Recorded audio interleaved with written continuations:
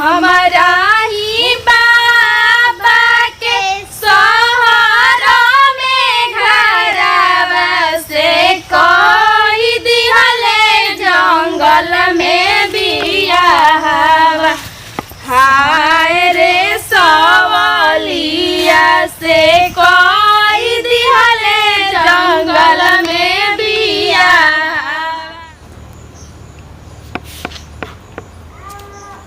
दिन बड़ी बाउल करता पानी नहीं पर भगवान हो तो ना कि पानी लगा दी बैठल बैठल तो मन अनसाई क्या करब एकदम खा तड़ घर में ले बहरी ले घर में ले बहरी ये दिन आते काम हो गए एकदम मन आलसी हो गया। चुप रह बाबू रे सोना रे का करत आई जी बबुआ रोवता कबे ले जाई बाहर खिलावे के धरी रखा ना घर कहां गरमी में ले जाई। अरे बड़ी गरमी ना होता जी तू जान त नहीं तर कहला से खासा में हेरारू के कॉल करला लइका खिलावेला। अरे वहां जाने के घर लेके लेकिन खस घर ले जाई तनी बहुत गर्मी होता हुए एकदम लगा के हमरा के दे देलु भर गांव मजाक करला सब का हो तू ही क्या करमाई हो। हां त का हो गइल माई बाबू का बाटर रहेला ने जा त जा बाबू के अधिकार ना रहेला खिलावे के जा तनी पहले तनी हो रोवता अंसादी चलो हई देखना बड़ा बड़ होई त बाप के नाम होई आ महतारी खिलावत रहतै स दिन भर घर में त नैखन जा कहत बताओ ना भला हां कतना ऊंचा बारे मरुतिया आ वो बड़े बड़े भाई चतुर नहीं तो चढ़ ये ना हां हे करे तो बात ना नो। अरे तोर भौजी घर में रहल अल्लाह नुन नइखे रहत गर्मी ना उनका लागिला। अब का जन हमरा का मालूम उनकर गर्मी होला कि ना बेचारी का करस नया नया बाड़ी नु तो गर्मी तो लागत हुई लेकिन लाजे ना कहेले कि कहाँ जाए ये काम करे के नु सावन के महीना होइए बा हमका के नु बगीचा में थोड़ी ना कोई आवेला हमनी का के बगीचा में आ झुलुआ लगा के आ बड़ा निमन निमन कजरी गावेली हम सुनले बनी जब जब घरा के पिछुतिया समापन जाए ना नु तो कजरी गावेली तो उनका के लिया चले का कजरी सुनल जे झुलुआ झुलल जे। हां तो हम तो चलो जो तबे न फुसला के लिए जाई उनका के पहले वो अमरूद तुरे दे हमरा नीचे बाद में तुरल जी उनको खिलिया के जे तो तुरल जी का जे तो वो तुरी जन हमनी से बड़ न चल चल चल हां चलो का एगो पाकल बा लेकिन बाद में जाए ओकरा के खाई चल केतना ई बोदरी कइले रहत बतावा ना कैसे पानी ओनी बरसा तोरसा थइए नहीं खे कैसे धान रोपाइए दादा आ बताओ घाम मुगत थइए नहीं खे है देखो गहूं सुखाइले नहीं खे दादा कैसे ई आटा पिसाई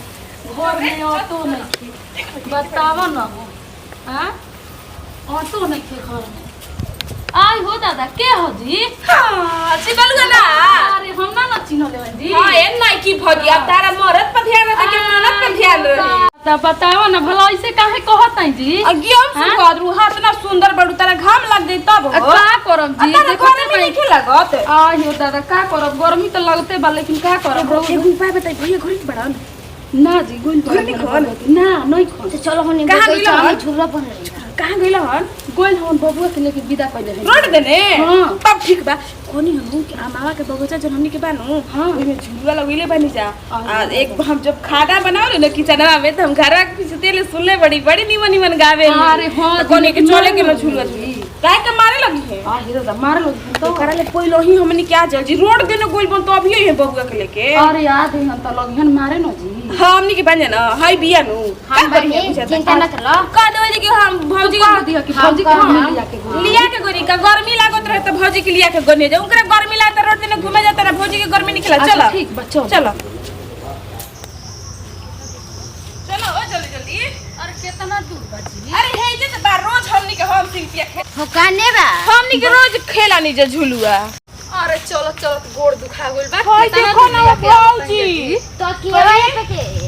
अहो त केवा है पके तार भईवा ना लेके भागिलो सन हां हे राम काहे के हमर भईवा लेके भगिया सजी हम तार भईवा खिलाड़ बड़सन कवन ठीक बा पहले हमरा के झिलवे खिलावा आ गीत गावा ए कजरी गावे देला ना हुसावन में नहर ले सिकेल बड़ू ना हां रहुआ कजरी गाई गई नु हां तो रहुआ गाई तबे नु तो तू कढ़ाइया हम साथे साथे गाए अच्छा ठीक नु ठीक खिलावा आज हो दादा देखो जी पूछ टूटे जन कितना मजा होता गीतिया कढ़ावा हो भौजी कढ़ावा तू आगा भौजी हां कहावत है रुक जाई या हरी हरी दातवा न ओई का हो हमरे के गिराइबू का रुक जाई हां हई झूला तई हई से काहे झूला देतै जी ए पहले गीत गावा गीत टूट जाई खेड़ा नरम में बन लेबे त का कर जा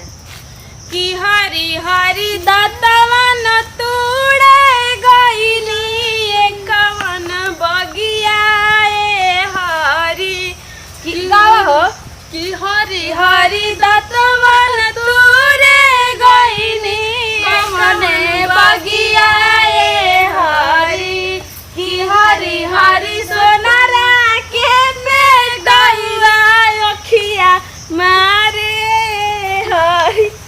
ओए तो झुलाओ तोड़ दे होनी आ तू हमारा ही बाबा के सहारा में घरवा से कोई दिहले जंगल में बियाहवा हाय रे सवालिया से कोई दिहले जंगल में बियाहवा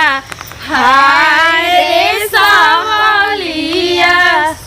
कोई दिहले जंगल में बियाहवा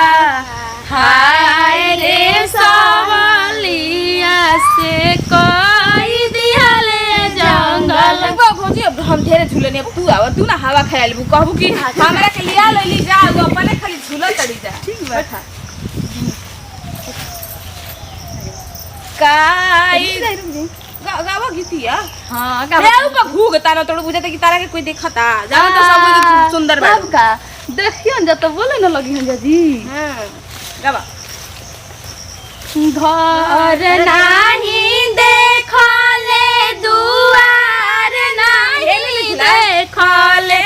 अरे काई देखी दे देले तिलकवा हाय रे सवालिया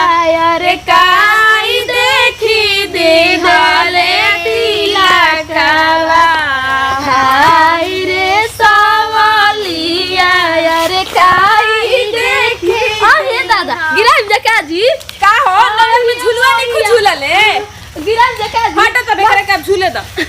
अरे शिल्पी तू हां झुलाई है झुलाई ई तो पतर की उधिया जी के बारे में ना उधिया ना इतना हनुक नहीं थी बढ़िया ले बैठ बैठ गिलीस हां आया सुनावा हो भौजी अच्छा रुक जाई सुनाओ अरे आजकल के लइका आवारा पीपर तर मारे नजारा हो आजकल के लइका आवारा पीपर तर मारे नजारा हो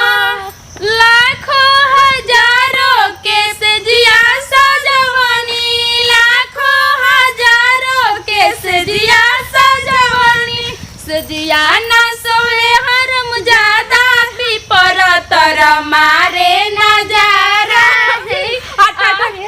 आजकल के लइका आवारा पीपर तर मारे नजारा आजकल के लइका आवारा पीपर तर मारे नजारा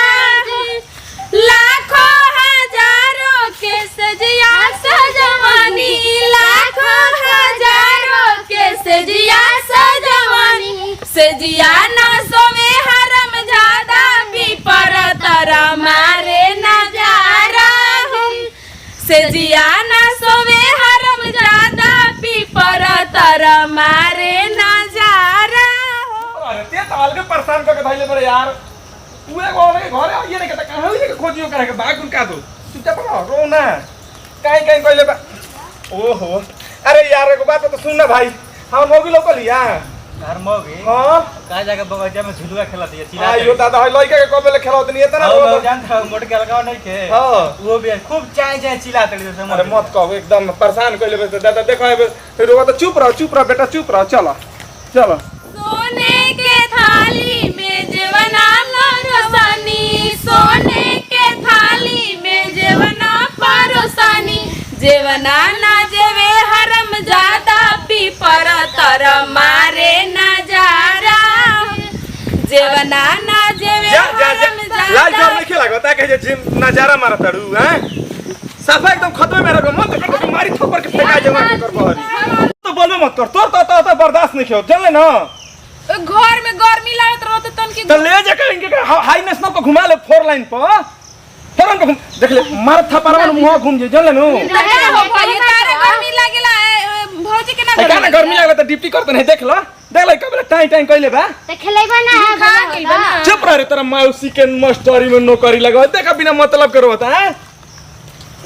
ठीक में घर चलते जा चल मार थप्पड़ तार हट तो पहले है ना रे चल घर तरह चल ना घर तरह सोचिया होता नहीं है नहीं ना चला है ना घर में तो होने कहा जाता मुंह बनैले पर चल है ने ये दादा लागत आज भौजी की मोरी है हम मनिए चलते भौजी लागत आज पिटा छे चले के पीछे देखो जी मोरी है नु तो हमने के बचावल जी भौजी के कितना सुंदर हमने के भौजी बड़ी चल रे जल्दी